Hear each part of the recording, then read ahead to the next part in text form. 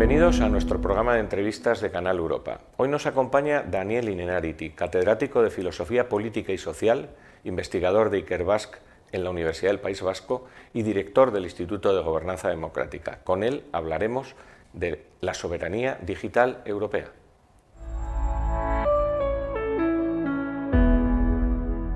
Bueno, en primer lugar, muchísimas gracias, profesor, por atendernos una vez más.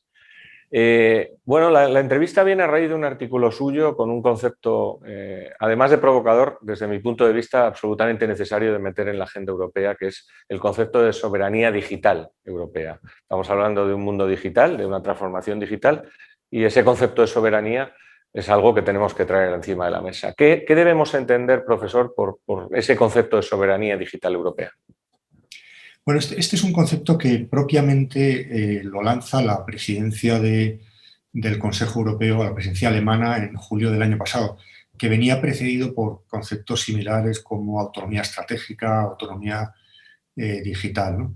Fundamentalmente se refiere a la idea de que Europa tiene que afirmar su autoridad sobre el espacio digital para proteger a sus ciudadanos y a sus empresas frente a los diversos desafíos a los que se enfrenta su autonomía.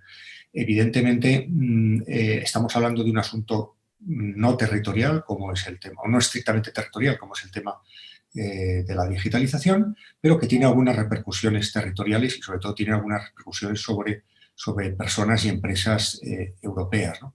Europa no debe interpretar este concepto de una manera monopolística, sino más bien en cuanto a su peculiar aportación a la gobernanza de la globalización y de un mundo interdependiente. ¿Cuáles serían los atributos y valores, o sea, las señas de identidad de esa soberanía? Hay un estado, por ejemplo, en la Unión Europea, que es Estonia, que es el país más digitalizado del mundo, que habla de nación digital. Es decir, tiene un concepto de nación digital en el que cualquiera podemos ser estonios, estando donde queramos, y podemos montar una empresa en Estonia, ¿no? Es decir, ¿cuáles serían esas señas de identidad, esos atributos y valores? Bueno, fundamentalmente en el mundo contemporáneo hay tres grandes modelos de digitalización: el modelo chino, el americano y el europeo. El ruso lo dejo al margen, aunque porque tiene propiedades de lo uno y de lo otro, ¿no? Pero las tres estrategias de digitalización tienen que ver con una concepción centrada en el dinero, en las empresas, en el negocio, que sería el modelo americano, o con el poder, en el caso de China, ¿no? Como el crédito social chino, todas estas estrategias que tienen lugar en una sociedad y con un sistema de gobierno muy autoritario, ¿no?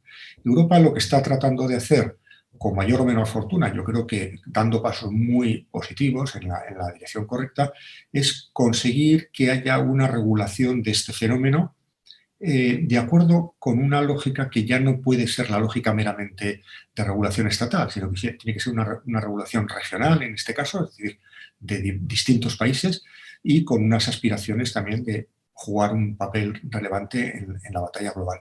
Ese modelo europeo de digitalización pretende que tengamos unos algoritmos que sean democráticos, que haya una protección de la privacidad y que no haya una invasión sobre la integridad de las personas, que haya una carta de derechos, que no estemos sometidos a procedimientos automáticos de decisión de manera absoluta, ¿no? Buscar ese equilibrio me parece a mí que es la gran batalla que Europa tiene que dar.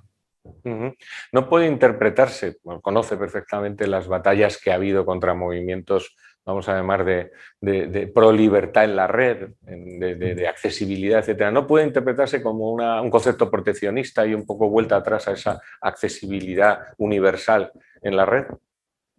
Bueno, de entrada, cuando John Barrow en 1996 formula la célebre Declaración de Independencia del Ciberespacio, lo dice contra los estados, ¿no? Y dice una frase dirigida precisamente a los estados, donde nosotros nos reunimos, vosotros no tenéis soberanía, ¿no? Vosotros no estáis, ¿no?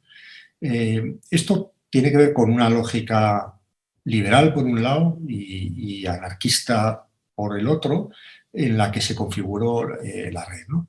Pero esto no es completamente verdadero, porque como Mazzucato, entre otras, ha puesto de manifiesto, muchos de los artefactos, de las infraestructuras digitales tienen un origen estatal, como puede ser el caso, por ejemplo, de Internet, que tiene un origen en la industria militar norteamericana y en el ejército norteamericano.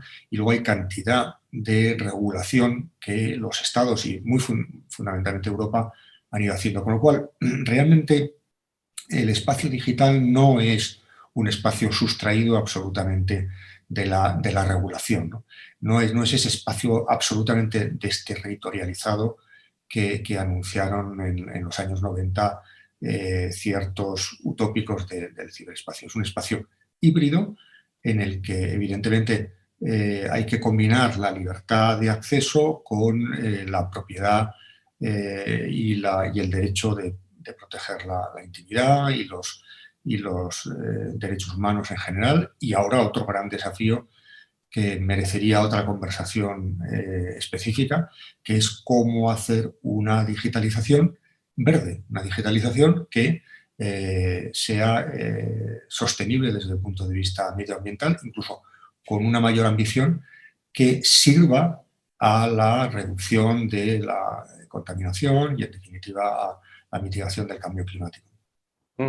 Una última cuestión, bajando al plano de la realidad. ¿Qué espacio le queda a la Unión Europea para competir con esos dos gigantes, con dos modelos, además contrapuestos, como bien ha dicho, profesor, el de Estados Unidos y el de China? ¿Qué margen de maniobra nos queda y cuál sería la estrategia para intentar competir ahí?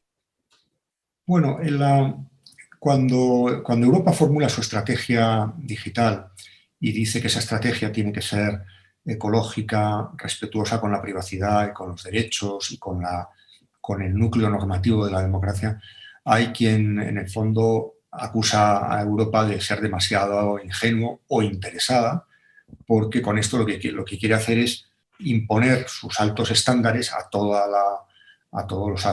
los actores políticos, precisamente para no perjudicar su propia economía, ¿no? Bueno, esto es en parte verdad, pero me parece que también en parte es falso, porque de entrada, si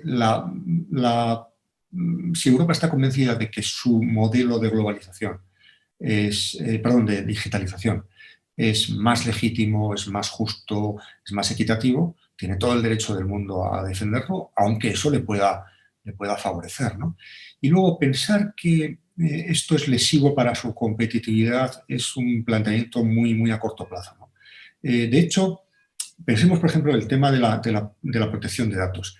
Es una medida muy exigente para las empresas europeas, pero es una medida que está siendo tomada como modelo en otras legislaciones y que está siendo adoptada por muchas empresas no europeas.